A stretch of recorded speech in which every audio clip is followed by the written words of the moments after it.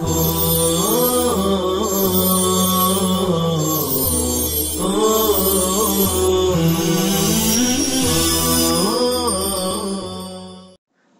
لله رب العالمين والصلاة والسلام على سيد الأنبياء والمرسلين سیدنا محمد وآلہ وصحبہ اجمعین۔ طلبہ عزیز، آج ہم حدیث نمبر 74 سے اپنے درس کی ابتدا کر رہے ہیں۔ بسم اللہ الرحمن الرحیم۔ وعن ابی ہریرہ رضی اللہ تعالی عنہ ان رسول اللہ صلی اللہ علیہ وسلم قال، حضرت ابو ہریرہ رضی اللہ تعالیٰ عنہ سے روایت ہے، رسول اللہ صلی اللہ علیہ وسلم نے فرمایا، میری کل امتی یدخلون الجنت الا من ابا، میری ساری امت جنت میں جائے گی سوائے ان افراد کے جو انکار کر دیں۔ قیل، پوچھا گیا، ومن یأبی یا رسول اللہ صلی اللہ علیہ وسلم، اے اللہ کے رسول صلی اللہ علیہ وسلم، جنت میں جانے سے کون انکار کرے گا؟ قال، آپ صلی اللہ علیہ وسلم نے فرمایا، من اطاعنی دخل الجنہ، جس نے میری اطاعت کی وہ جنت میں داخل ہو گیا۔ ومن عصانی فقد ابا، اور جس نے میری نافرمانی کی اس نے جنت میں جانے سے انکار کر دیا۔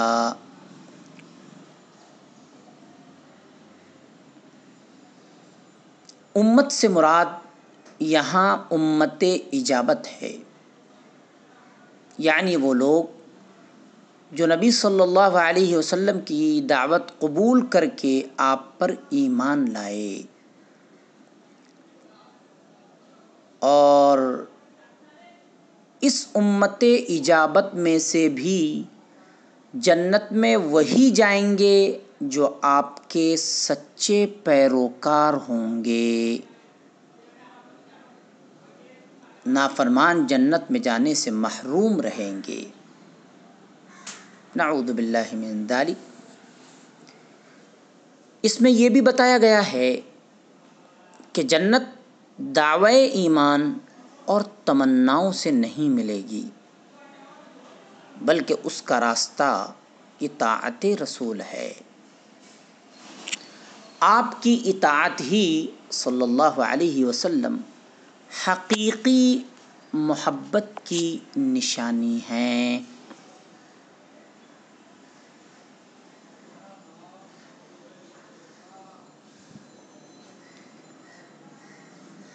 یہاں ایک سوال قائم کیا جا رہا ہے، اور وہ یہ کہ آپ صلی اللہ علیہ وسلم کی امت میں تو کفار بھی داخل ہیں، ان پر تو جنت حرام ہے۔ اوپر ہم نے جو جواب دیا جا رہا ہے اس کی پوری وضاحت کر دی، لیکن سوال و جواب کی شکل میں مذکورہ بات کو اور اچھی طرح سمجھانے کی کوشش کی گئی ہے۔ تو سوال ہم نے قائم کیا کہ آپ صلی اللہ علیہ وسلم کی امت میں تو کفار بھی داخل ہیں، ان پر تو جنت حرام ہے، اور حدیث پاک میں کہا جا رہا ہے کل امتی یدخلون الجنہ۔ جواب، یہاں پر امت اجابت یعنی مسلمان مراد ہیں، رہے کفار تو نصوص قرآن اور اجماع سے ان پر جنت حرام ہے۔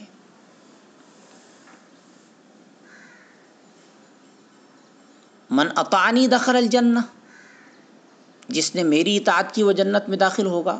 آپ صلی اللہ علیہ وسلم کی اطاعت میں اللہ جل شانہ کی بھی اطاعت ہے، جیسا کہ ارشاد خداوندی ہے، من یطع الرسول فقد اطاع اللہ۔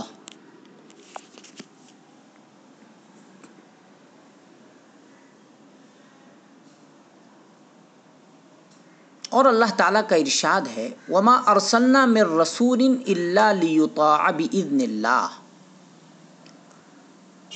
ہم نے ہر رسول کو اسی لیے بھیجا ہے کہ اللہ تعالیٰ کے اذن سے، حکم سے اس کی اطاعت کی جائے۔ گویا جو شخص رسول اللہ صلی اللہ علیہ وسلم کی اطاعت سے انکار کرتا ہے وہ مقصد خداوندی کو چیلنج کرتا ہے کہ دیکھ میں تیرے رسول کی اطاعت سے انکار کرتا ہوں۔ قہر خداوندی ایسے فرعون کو کب چھوڑ سکتا ہے؟ اگر کسی مصلحت کے تحت اس دنیا میں اس کی گردن نہ توڑے تو آخرت میں تو اسے ایسا عذاب دے گا کہ لا يعذب عذابہ احد، اس کے عذاب جیسا عذاب کوئی کسی کو نہ دے گا۔ واضح رہے کہ عربی زبان میں ابا یا ابا یعنی انکار، ذلت کو قبول کرنے سے انکار کو کہتے ہیں۔ ذلت کو قبول کرنے سے انکار کو ابا کہا جاتا ہے۔ گویا اللہ تعالیٰ کے رسول صلی اللہ علیہ وسلم کی نافرمانی کرنے والا آپ کی فرما برداری کو اپنی توہین سمجھتا ہے، اس لیے انکار کرتا ہے۔ اسی طرح جنت میں داخل ہونے کو بھی اپنی شان کے خلاف سمجھتا ہے، اس لیے اس سے بھی انکار کرتا ہے۔ ایسے مغرور و سرکش کی سزا یہی ہے کہ اس پر آگ کے کوڑے برسائے جائیں۔ فصب علیہم ربک سوط عذاب، پس تیرے رب نے ان پر عذاب کے کوڑے برسائے۔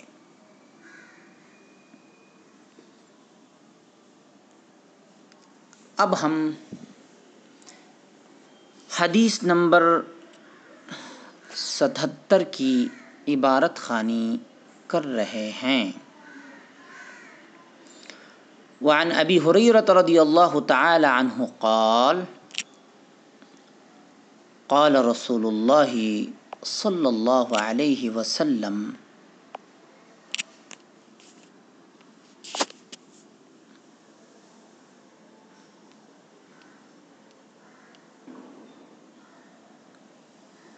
حضرت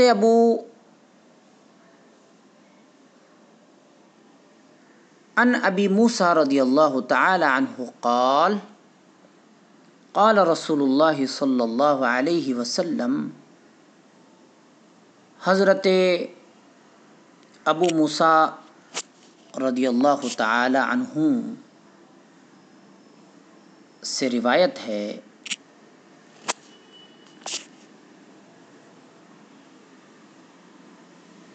رسول اللہ صلی اللہ علیہ وسلم نے فرمایا، یاد رکھیے راوی حدیث حضرت ابو موسیٰ اشعری رضی اللہ تعالی عنہ ہے، حضرت ابو ہریرہ رضی اللہ تعالی عنہ نہیں۔ آگے ہم حدیث پڑھ رہے ہیں۔ ان مثل ما بعثنی اللہ بہ من الہدی والعلم کمثل غیث اصاب ارضا،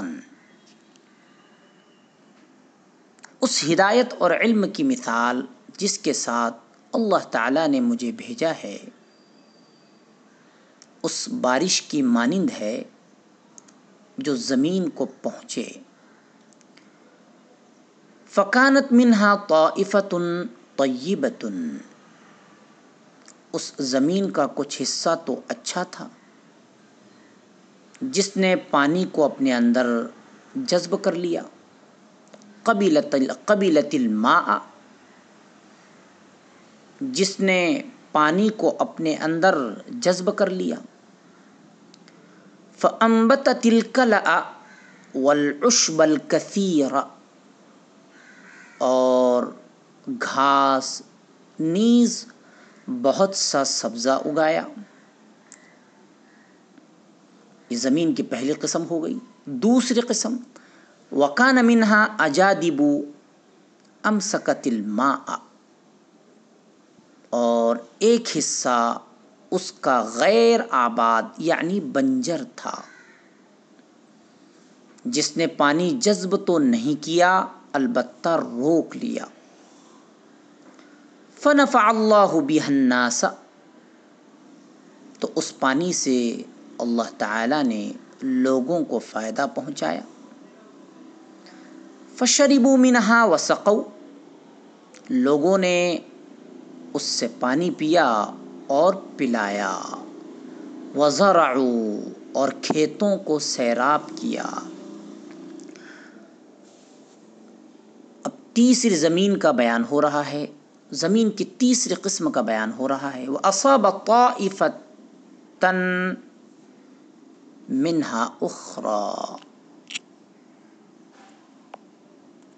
اور وہ بارش زمین کے ایک اور حصے کو بھی پہنچی۔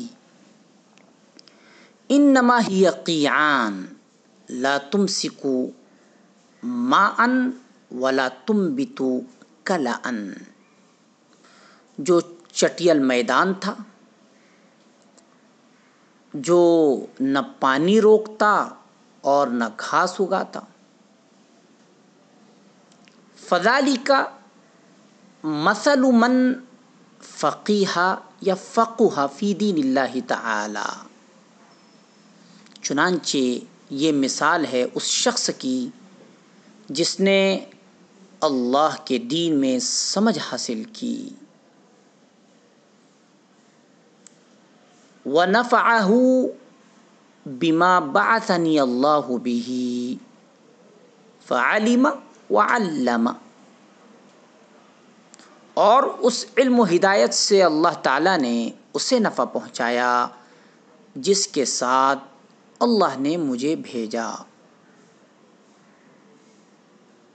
تو اس نے خود بھی دین سیکھا اور دوسروں کو بھی سکھلایا۔ وَمَثَلُ مَن لَّمْ يَرْفَعْ بِذَلِكَ رَأْسًا، اور یہ دوسری مثال اس شخص کی ہے جس نے اس علم و ہدایت الہی کی طرف اپنا سر بھی نہیں اٹھایا۔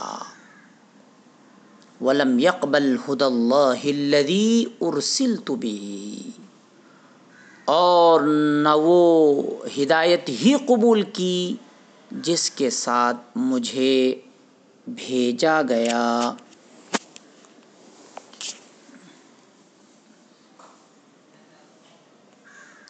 علامہ نووی رحمہ اللہ نے اس حدیث کی وضاحت اس طرح فرمائی ہے کہ جس طرح زمین کی 3 اقسام ہوتی ہیں، اسی طرح لوگوں کی بھی 3 قسمیں ہیں۔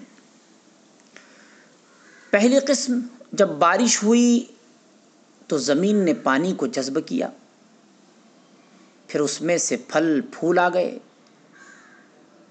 اس سے مویشیوں اور پرندوں وغیرہ کو فائدہ ہوا۔ اسی طرح لوگوں میں سے ایک قسم ان لوگوں کی ہے جن کو علم نبوت اور ہدایت ملی، جس سے انہوں نے خود فائدہ اٹھایا اور دوسروں کو بھی تعلیم و تبلیغ کے ذریعے فائدہ پہنچایا، جیسے ائمہ فقہائے امت امام ابو حنیفہ رحمہ اللہ، امام شافعی رحمہ اللہ، امام مالک رحمہ اللہ اور امام احمد رحمہ اللہ وغیرہ۔ دوسری قسم، اس زمین میں پانی جذب نہیں ہوا مگر پانی اس زمین میں ٹھہر جاتا ہے، جس سے جانوروں وغیرہ کو فائدہ ہوتا ہے۔ اسی طرح بعض ایسے ہیں جنہوں نے قرآن و احادیث کو خوب یاد کیا مگر ان میں اجتہاد و استنباط کی صلاحیت نہیں تھی، اس لیے انہوں نے تو اس علم سے پورا فائدہ نہیں اٹھایا، مگر جن لوگوں کے پاس ان کا علم گیا ان میں اجتہاد و استنباط کی صلاحیتیں تھیں، ان سے بھی لوگوں نے خوب فائدہ اٹھایا۔ تیسری قسم ایسی زمین جو بالکل بنجر و سنگلاخ ہو، نہ پانی اس میں جذب ہوتا ہے اور نہ ہی وہ پانی کو اپنے اندر ٹھہراتی ہے۔ اسی طرح بعض لوگ ایسے ہیں، نہ انہوں نے علم نبوت کو حاصل کیا، نہ انہوں نے علم نبوت سے فائدہ اٹھایا اور نہ ہی ان سے پھر کسی کو فائدہ ہوا، جیسے کفار وغیرہ۔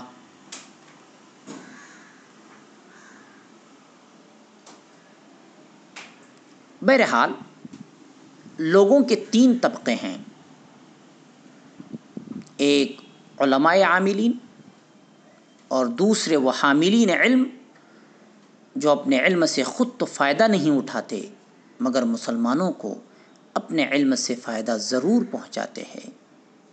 تیسرے وہ منکرین و متکبرین جو از راہ عناد نہ خود ایمان لاتے ہیں نہ دوسروں کو ایمان لانے دیتے ہیں۔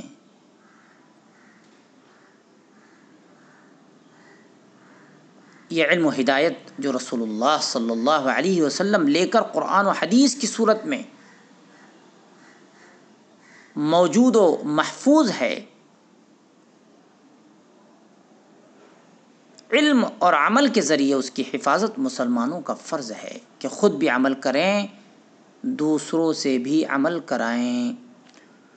صلی اللہ تعالی علی خیر خلقہ سیدنا محمد و آلہ و صحبہ اجمعین برحمتک یا ارحم الراحمین۔